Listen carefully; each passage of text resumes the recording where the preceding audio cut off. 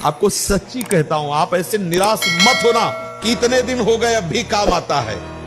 एक दिन वो समय आएगा कि तुम ऐसे छाती ठोक के कहोगे कि किसी की ताकत नहीं कि हिला दे। सच्ची मानना, सच्ची मानना। जैसे बमन को तुम्हें कहा जाए हाथ जोड़ के पैर छू के कहा जाए कि खा लो तो आप नहीं खाओगे, ऐसे ही जैसे विष्ठा को आप नहीं खाओगे, ऐसे ही ब्रह्मादिक के भोग सब मलवत, बमनवत, विष्ठावत उसके लिए हो जाते हैं जो भगवत प्रेम में मत वाला हो जाता है, जो श्री कृष्ण चरणों का विश्वास मान लो, विश्वास मान लो। कुछ बातें ऐसी होती है जो केवल मान के ही चली जाती है।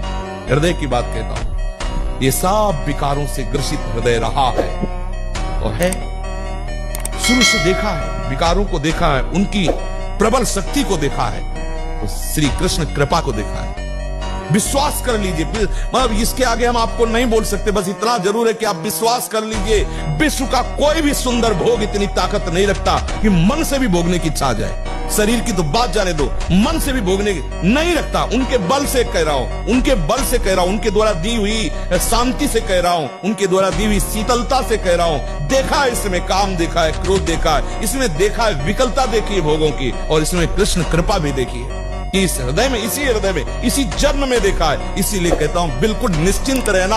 आज भी तुम्हारा हर मैसेज डिलीट हो रहा है, तुम आगे बढ़ रहे हो और जो वहां पहुंच जाओगे जहां पहुंचना है। सच्ची कहता हूं, सच्ची कहता हूं, जिन विषयों के लिए हृदय मचल जाता था, उन विषयों के सानिध्य में स्मरण भी नहीं आता कि ये भोगने की चीज है, ये सुख लेने की चीज है। सच्ची मान लेना, श्री कृष्ण कृपा।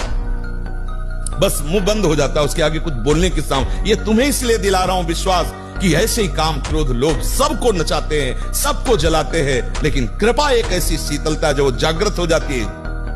बुद्धि की अटकल से विषयों पर विजय प्राप्त नहीं किया जा सकता, और श्री कृष्ण कृपा से किसी की सामर्थ्य नहीं की परास्त कर दे। विश्वास कर लेना।